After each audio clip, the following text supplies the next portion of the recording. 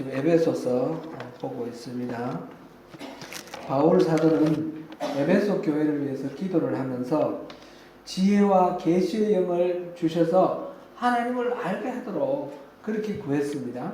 하나님을 알게 하시기를 구했습니다. 그러면서 하나님을 알게 하시는 그 내용으로 지혜와 계시의 영을 주시면 마음의 눈이 밝아져서 이런 부분을 알게 된다 하는 것을 또 말하면서 강구하고 있습니다. 그 세 가지를 말했는데 첫 번째는 뭐였습니까?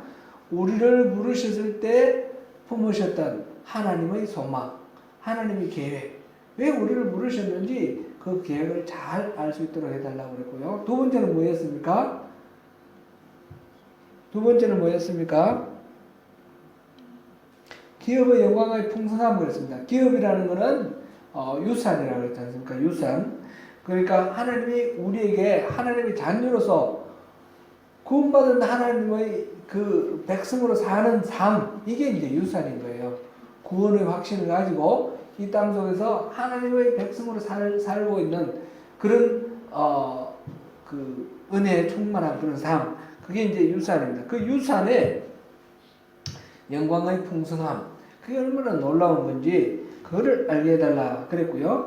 근데 그거는 어디에 있다고요? 성도 안에서 있다고 그랬어요. 성도 안에서. 다른 거는 다 그리스도 안에서라고 하는데 여기는 성도 안에서라는 걸 우리 접목하자 그런 말씀을 드렸습니다. 지금 에베소는 교회에 대해서 아주 비중을 아주 많이 두고 있는 그런 성경 말씀입니다. 세 번째는 뭐였습니까? 세 번째는 하나님이 우리에게 베푸시는 그 능력의 지극히 크심.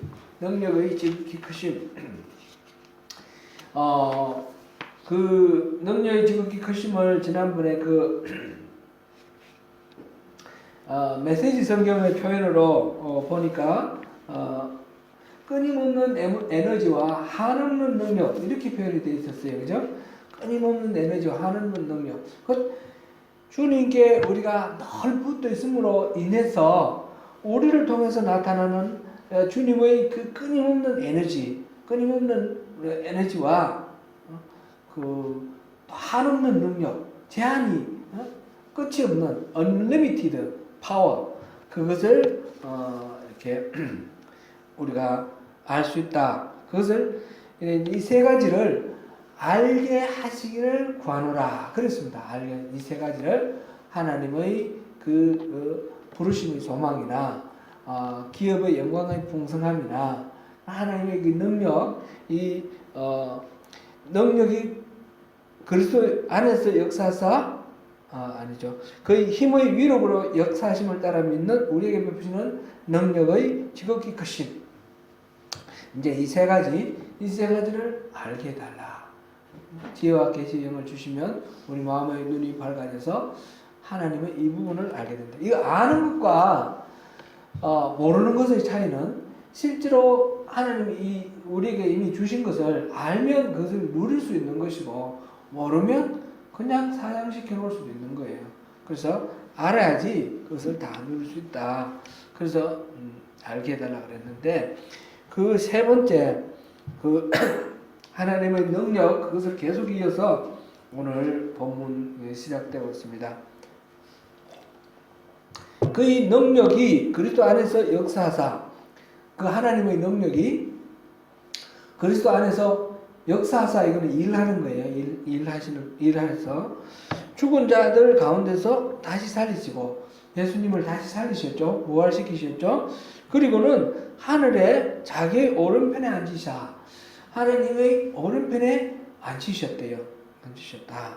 그렇게 되어 있습니다. 오늘 이 부분에 20절부터 먼저 한번 보겠습니다. 하나님의 오른편에 앉힌다. 이 말의 의미를 우리가 좀 알면 좋겠습니다. 성경에 보면 예수님을 하나님의 오른편에 앉힌다. 이 말이 여러 군데 나와 있어요. 몇 군데만 이건 성경에 나오는 거니까 한번 찾아보겠습니다. 마가복음 16장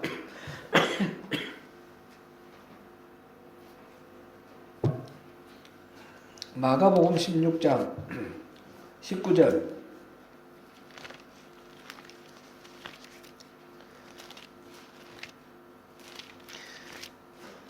마가복음 16장 19절 같이 한번 읽어보겠습니다. 마가복음 제가 15장 찾았네요. 16장 19절 시작.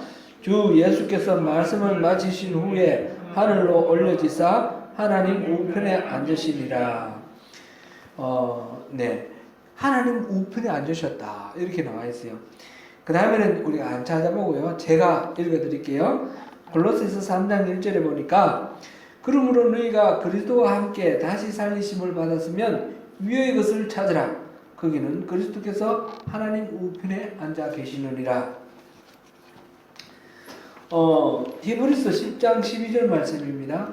오직 그리스도는 죄를 위하여 한 영원한 제사를 드리시고 하나님 우편에 앉으사. 이렇게 하나님 우편에 앉으셨다라고 표현되어 있어요. 그리고 또 하나님 보좌 우편에 앉으셨다 이렇게도 표현되어 있어요. 히브리서 12장 2절 보니까 이거는 한번 찾아보죠. 12장 2절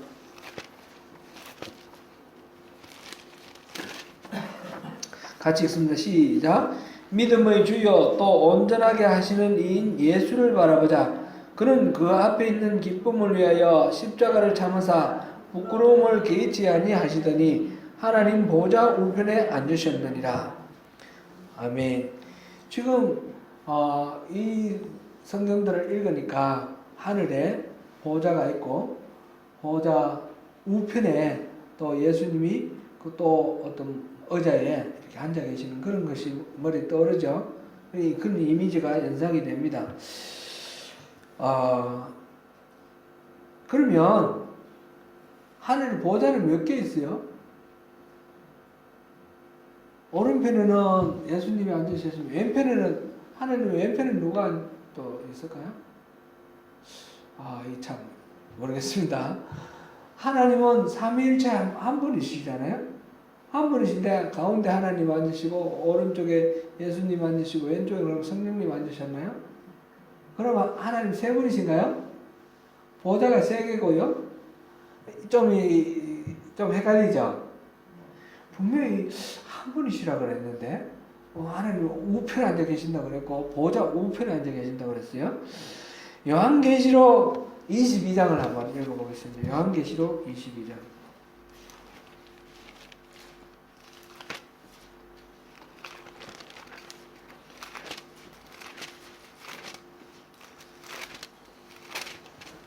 요한계시록 22장 1절부터 3절까지 한번 읽어보겠습니다.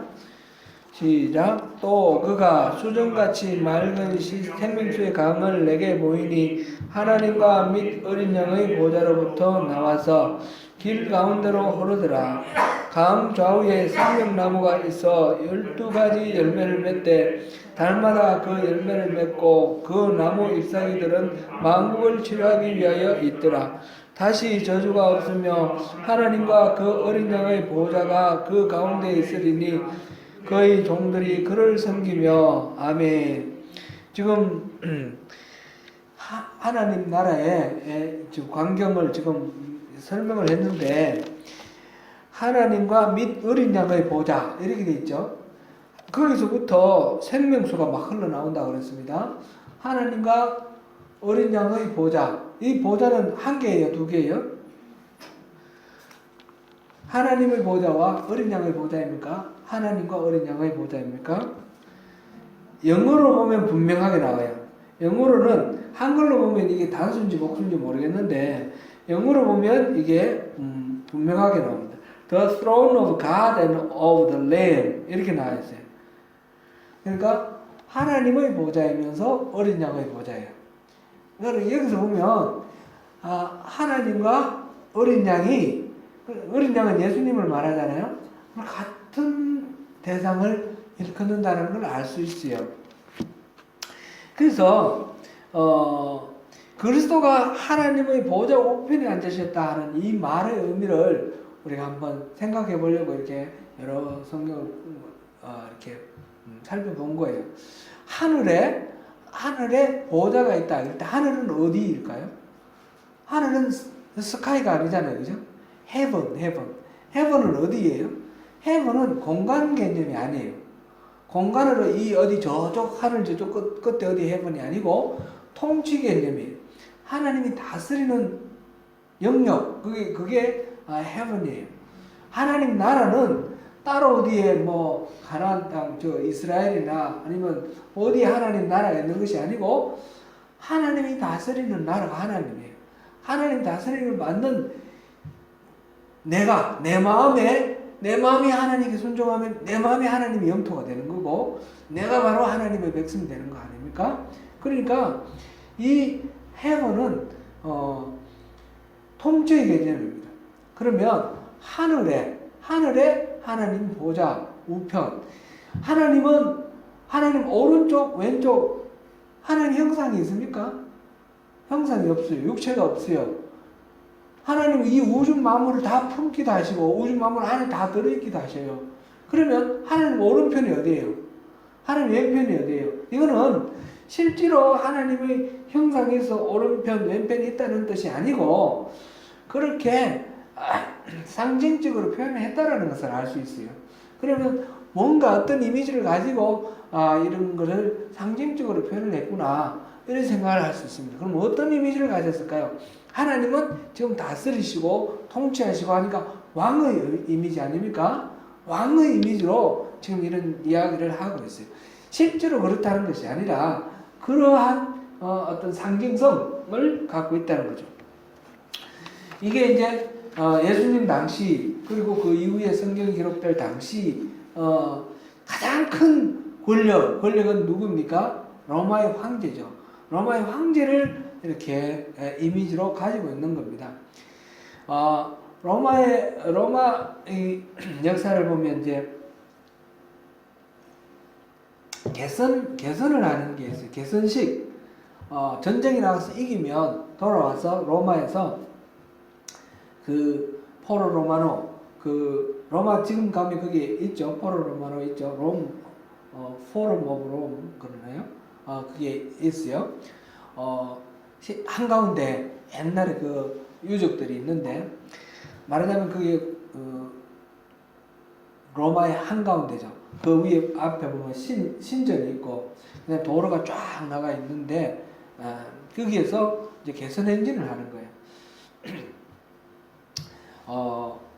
그 전쟁에 나가서 이긴 개선 장군이 사두마차 말 4마리가 끄는 마차를 타고 이렇게 가고 그 뒤에 이제 노예들이 따라오고 그 다음에 포로로 잡혀온 왕이라든지 뭐 이런 높은 고위 포로들 그 다음에 백성들 순서를 쭉 따르고 그 다음에 노예물들 전쟁에서 노예한 물건을 따르고 이런 식으로 해가지고 쭉 이렇게 행진을 하죠. 카프레이드 어디 올림픽 갔다 와가지고 요즘은 그런 거 안 하지만 우리 어릴 때만 해도 카프레이드 했지 않습니까?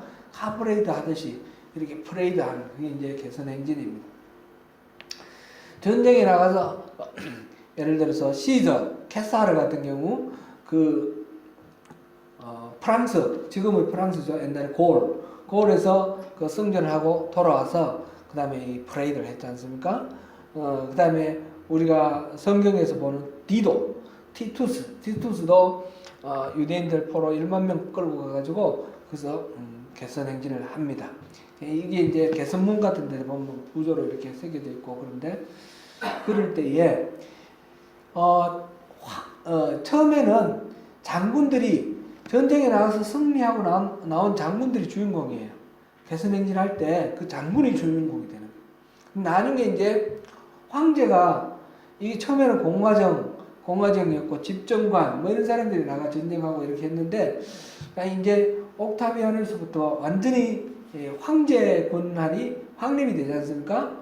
근데 이 사람들이 장군들이 와서 황제가 되고 막 이러는데 황제 권한이 강해지면서 AD 1세기 이후부터는 모든 전쟁의 승리의 공리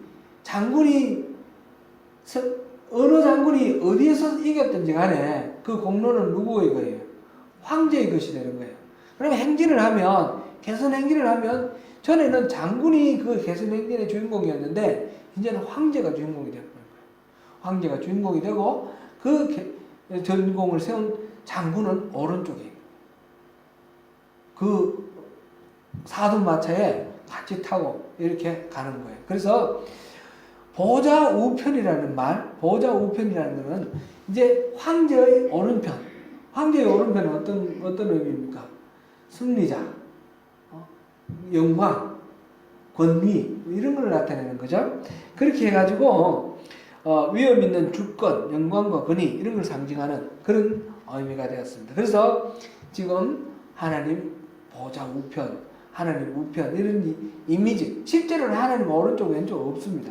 없는데 예수님은 그런 승리자로 그런 위엄과 권위를 가진 그런 주인공으로 그렇게 하나님의 자리에 올라갔다. 하나님이 저 위가 아니고 하나님이 그 통치하시는 그 자리에 예수님이 하나님이시니까 승천이 바로 하나님께로 돌아가는 거예요. 승귀예요. 승귀. 하나님께로 돌아갔다. 이런 것을 표현하는 말입니다.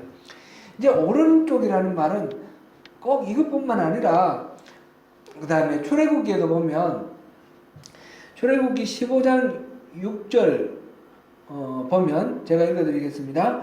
여호와여 주의 오른손이 권능으로 영광을 나타내시니이다. 여호와여 주의 오른손이 원수를 부수시니이다. 홍해에서 물이 갈라지고 이스라엘 백성들이 다 탈출한 후에 그게 추격해온 그 바로와 그 군대, 바로의 군대, 그때 당시로 세계 최강의 군대인데 이 홍수가 다시 물이 합쳐지면서 완전히 몰살시켜 버렸습니다. 하나님께서 홍수를 통해서 이집트의 군대를 몰살시킨 이것을 표현하기를 하나님의 오른손이 저걸 부수었습니다. 그렇게 표현한 거예요. 원수를 부쉈다. 그러니까 오른손은 어떤 의미예요? 힘의 상징, 능력의 상징, 권세의 상징 그런 것을 나타내는 거죠. 이게 이제 그 옛날 시대 고대부터 시작해서 로마 시대까지 가면서 계속해서 오른편의 이미지가 그렇게 되어 있었습니다. 이렇게 어떤 황제라든지 이 중심이고 그 다음에 오른편 이렇게만 생각하는 것이 아니고 또 우리의 오른편도 마찬가지로 그렇게 힘, 권위 그런 것을 나타내는 그런 이미지로 쓰이기도 했습니다. 시편 16편 8절 제가 읽어드리겠습니다. 내가 여호와를 항상 내 앞에 모시며 그가 나의 오른쪽에 계심으로 내가 흔들리지 아니하리로다. 이 시는 다윗입니다. 다윗은 하나님께서 자신을 그분의 그 권능으로 지켜주시는데 바로 오른편에 계신다 이렇게 표현을 하고 있어요. 그럼 오른편이라는 말의 이미지를 지금 여러 가지를 지금 말씀을 드렸습니다. 그래서 하나님 우편에 계신다. 하나님 보좌 우편에 계신다. 이런 말이 다 예수님께서 그런 능력과 권세와 영광의 주인공이 되셨다. 그런 의미를 가진 것으로 우리가 볼 수 있겠습니다. 히브리서 10장 12절부터 14절까지 13절까지 한번 보겠습니다. 예수님께서 어떻게 해서 그 영광의 자리에 올라가셨는지 히브리서 10장 12절부터 13절 12절 13절 두 절을 보겠습니다.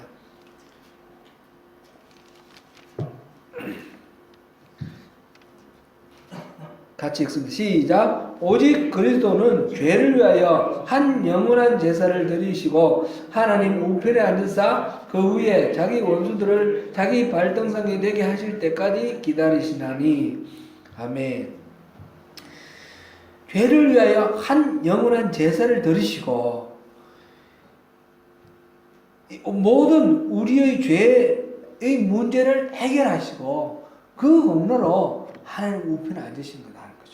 하나님 예수님이 그렇게 영광의 자리에 앉기 위해서 하신 예수님의 사역은 무슨 사역인가? 예수님의 일은 무엇인가? 바로 속죄의 온전한 속죄. 그것이 바로 예수님께서 그 영광의 자리에 오르기 전에 하신 일이었다는 것을 볼 수 있습니다. 다시 우리 본문을 돌아오겠습니다. 본문. 에베소서 1장 지금 20절 봤는데 그의 능력이 그리스도 안에서 역사하사 죽은 자들 가운데서 다시 살리시고 하늘에서 자기의 오른편에 앉히사. 하나님께서 그리스도를 그렇게 능력과 권세와 영광의 자리로 이렇게 성귀시키셨다라는 것을 우리가 여기서 봅니다. 그리고 그렇게 하셔서 그 다음에 예수님이 어떤 일을 또 하시는지 이어서 나오는 것이 예수님에게 맡겨진 그 이후에 하나님 보좌 우편에서 하시는 일이, 그 영광의 자리에서 하시는 일입니다. 21절, 22절, 23절 보니까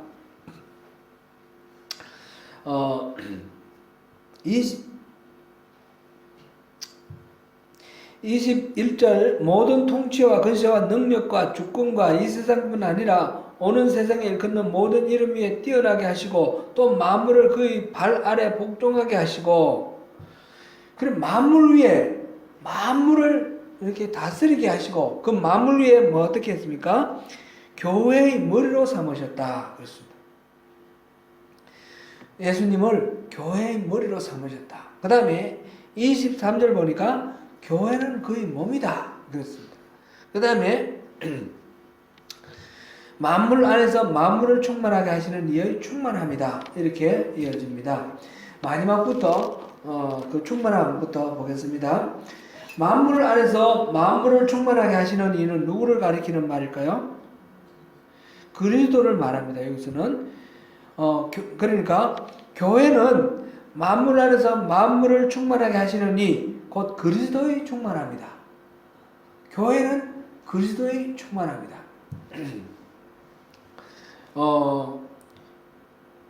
교회는 그리스도의 충만합니다. 이 말이 무슨 말일까요? 이 말은 교회는 그리스도로 가득 충만해 있다. 교회는 어떤 존재인가? 그리스도로 충만한 존재다. 그런 것으로 우리가 이해를 하면 되겠습니다. 그리스도는 우주 만물을 충만하게 하시는 분인데 바로 교회를 또 충만하게 지금 하고 있습니다. 주님께서 교회를 자기의 몸으로 삼으시고 자기 안에 능력을 부어주심으로써 교회가 그리스도로 가득 찬, 그리스도로 충만한 그런 것입니다. 그리스도로 충만하다 이 말은 교회 안에 그리스도가 여기도 계시고 여기 차곡차곡 쌓여서 빈틈없이 그리스도로 차곡차곡 쌓여야 돼 이런 뜻으로 우리가 이해하면 또 안 되고요. 그런 뜻이 아니라 그리스도가 계심으로 교회가 충만해졌다 그런 뜻이에요. 예를 들면 이런 표현이죠. 이런 표현. 집안에 애들이 이렇게 아기가 있으면 어떠나요? 막 살아있는 활기가 있고 막 그 다음에 시끄럽고 막 그러면서 왁자국적 이렇게 분주하죠. 근데 이 애가 없어지면 어떻게 되나요? 쥐죽은 듯이 조용하고 마치 집이 빈집같이 느껴진다. 그렇게 느껴지죠. 그렇게 말하죠. 이런 경우. 그래, 아기가 있으므로 집이 뭔가 차 있는 것 같은 느낌.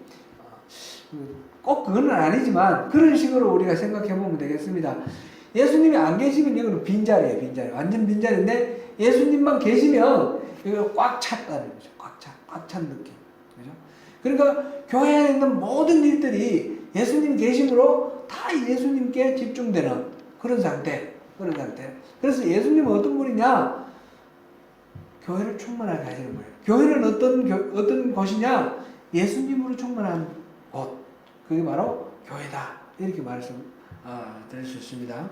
그래서 지금 여기서 이제 교회의 머리에 그리스도가 있고 이 몸은 바로 교회이고 이 교회 안에 예수로 가득 찼다. 그러니까 온전히 일치돼 가지고 교회가 바로 예수님의 몸으로 이렇게 존재한다. 그런 것이죠. 그러면 우리 한번 생각해 보겠습니다. 지금 교회가 있는 자리는 어디입니까? 지금 예수님은 하나님의 오른편에 계셔요. 그럼 교회는 어디 있어요? 예수님이 왼편에 있나요? 예수님 발 아래 있나요? 교회는 어디 있죠? 예수님 오른편에 있잖아요. 왜냐하면 예수님의 몸이니까. 그죠? 교회는 예수님의 몸이에요. 그러면 오른편, 왼편 이게 의미가 아니고 예수님이 바로 능력과 권세와 영광의 자리다. 그렇게 말했어요. 그죠? 하나님은 오른편, 왼편이 없으니까 바로 하나님의 자리라는 거죠. 그리스도는 하나님의 자리에 있다 그랬어요. 교회는 어디 있어요, 그러면? 바로 그 하나님의 자리에 있다는 그런 말이 되는 거예요. 그러니까 교회가 어떤 곳이라는 걸 말하고 있어요. 엄청난 능력과 권세와 영광의 자리에 교회가 있다는 겁니다. 어떤 의미에서요? 세상을 다스리는 의미에서. 세상을 다스리는 의미에서 하나님이 세상을 다스릴 때 하나님 직접 다스리는 부분은 물론 직접 다스리지만 교회가 세상을 다스리도록 하나님이 위임을 하신다는 거예요. 우리가 바로 하나님의 그 다스림의 자리에 있다는 겁니다. 우리가 그 하나님의 능력의 자리, 그 권세의 자리, 영광의 자리에 있는 것입니다. 교회는 그런 곳입니다. 여러분, 이 교회가 이렇게 대단하고 놀라운 그런 존재라는 거 여러분 생각해 보셨나요? 교회는 우리 교회 와보니까 전에 어떤 분이 그러시더라고요. 이민생활 참 어려운데 정말 어려운 거는 교회 생활이라고 그런 말을 하셨어요. 자, 그 말이 너무 공감돼서는 안 되는데 공감이 돼서 제가 기억이 나는데 그런 것이 교회가 아니에요. 그거는 교회가 지금 온전하지 못해서 그런 거죠. 교회는 그리스도로 꽉 찬 그런 존재, 그리스도로 충만한 그런 곳이고 영광과 권세와 능력으로 가득한 곳이에요. 그러니까 교회 안에 하나님의 능력이 나타난다는 겁니다. 교회 안에 하나님의 권세가 그대로 발휘가 되는 것이 이게 교회라는 것입니다. 물론 하나님의 영광이 교회를 통해서 이 세상에 이렇게 빛난다는 것입니다. 어떻게 해서 그렇습니까? 교회 안에 주님이 계시기 때문에. 주님이 일하는 방식은 성령으로 오셔서 우리의 지혜와 계시의 영을 주셔서 우리 마음 눈을 밝히시고 그 다음에 하나님이 어떤 분이신지 알게 하셔서 이 하나님의 그 뜻이 우리를 통해서 이루어지게 하는 그런 방식으로 이루어지죠. 우리 하나님과 예수님과 성령님이 결국 같은 분 아닙니까? 하나님은 우리 안에서 그렇게 일을 하신다는 것입니다. 교회는 그런 곳입니다. 사랑하는 성도 여러분, 우리 교회에 대해서 눈을 떠야 되겠습니다. 교회는 이런 곳이라는 것을 우리가 바로 알고 이런 곳이 되도록 교회를 우리가 만들어야 되는 것입니다. 하나님이 이렇게 만들기를 원하시는데 우리가 순종만 하면 저절로 하나님 만드시는 데 다 됩니다. 하나님이 우리 안에 소원을 두시고 그렇게 하라 하시는데 우리가 순종을 못하고 우리가 자아가 살아가지고 우리 자기중심적인 생각으로 모든 것을 판단하고 내게 이익이 되고 내게 복이 되는 거, 내게 득이 되는 것을 계속 추구를 하기 때문에 온전하게 이루어지지 못하는 것입니다. 나를 내려놓고 자기 십자가를 지고 그리고 주님이 인도하신 대로 쫓기만 하면 교회는 그런 곳이 된다는 것입니다. 그럴 때에 우리에게 어떤 은혜가 있습니까?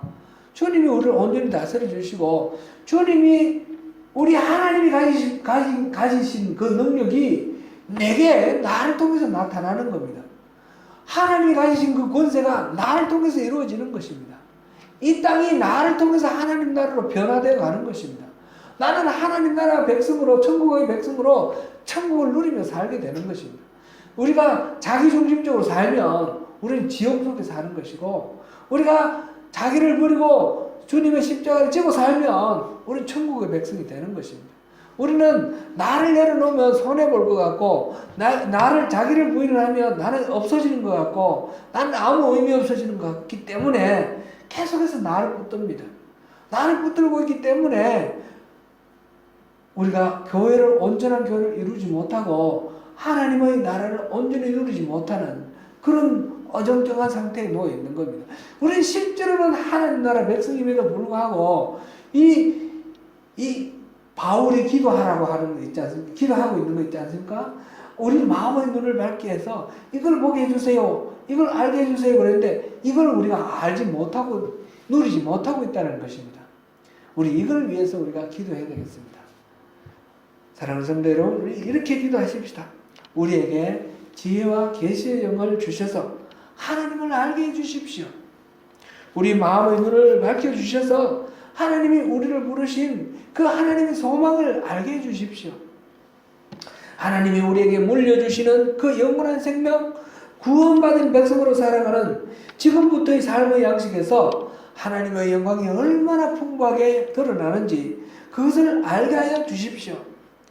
하나님이 믿는 우리를 통해서 일하실 때, 믿는 백성도들을 통해서 일하실 때 끊임없이 흘러나오는 그 에너지, 그 무한한 그 능력, 그것을 일하셔서 만들어 가시는 그 하나님의 역사, 하나님의 일들이 얼마나 놀라운 일인지, 얼마나 풍성한 일인지 그것을 깨달아 알게 해주십시오. 그러한 능력으로 그리스도를 부활하게 하시고 하나님 우편에 앉으시고 교회의 머리로 삼으시고 교회는 그의 몸으로 삼으셨습니다. 우리 교회가 얼마나 놀라고 대단한 존재인지를 정확하게 바르게 인식하고 그것을 누릴 수 있도록 그렇게 하여 주십시오. 내가 오늘 하루를 살아간다는 것은 교회로서 성도로서 주님의 권능으로 세상을 다스리는 삶이라는 것을 인식하고 하나님의 통치가 내 입술과 내 손발을 통해서 이 땅에 이루어지도록 은혜를 베풀어 주십시오. 바로 하나님 나라 백성으로서 천국의 삶을 매일매일 깨닫고 누릴 수 있도록 은혜를 베풀어 주십시오. 그렇게 살게 해 주십시오. 우리 이렇게 기도하십시다. 이제 기도하겠습니다.